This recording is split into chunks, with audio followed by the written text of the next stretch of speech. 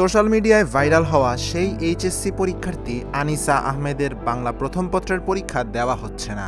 মায়ের স্ট্রোকের কারণে পরীক্ষায় 1 ঘন্টা দেরি করে কেন্দ্রে পৌঁছানোর যে দাবি তিনি করেছিলেন, শিক্ষা মন্ত্রণালয়ের তদন্তে তার কোনো প্রমাণ মেলেনি। ফলে বিশেষ ব্যবস্থায় তার পরীক্ষা নেওয়ার যে আশ্বাস দেওয়া হয়েছিল তা আর বাস্তবায়িত হচ্ছে না। গত ২৬ জুন এইচএসসি পরীক্ষার প্রথম দিন ছিল। সেদিন রাজধানীর মিরপুর বাংলা কলেজ কেন্দ্রের সামনে কান্নারত এক ছাত্রীর ছবি সোশ্যাল মিডিয়ায় ছড়িয়ে পড়ে। ছবিটি ছিল ল্যাবরেটরি স্কুল অ্যান্ড কলেজের শিক্ষার্থী আনিসা আহমেদের। ভাইরাল হওয়া পোস্টে দাবি করা হয়, আনিসার বাবা নেই এবং পরীক্ষার দিন সকালে তার মা গুরুতর স্ট্রোক করায় তাকে একাই হাসপাতালে নিতে হয়। এ কারণে কেন্দ্রে পৌঁছতে দেরি হওয়ায় তাকে আর পরীক্ষায় অংশ নিতে দেওয়া হয়নি।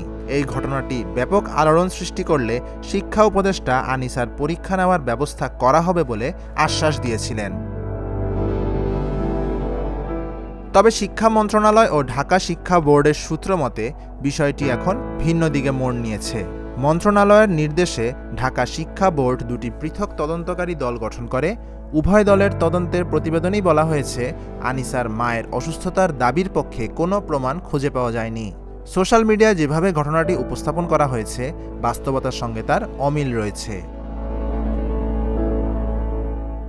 এ বিষয়ে ঢাকা শিক্ষা বোর্ডের চেয়ারম্যান অধ্যাপক খন্দকার এহসানুল কবির বলেন, আনিসার বিষয়ে আমাদের পক্ষ থেকে নতুন কোনো সিদ্ধান্ত নেই।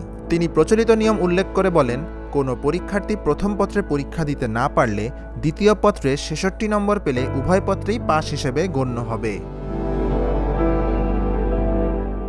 যে ঘটনাটি মানবিক আবেদন দিয়ে শুরু হয়েছিল, সরকারি তদন্তের পর তা এক নতুন বাস্তবতার মুখোমুখি হয়েছে। Dhaka journal news desk.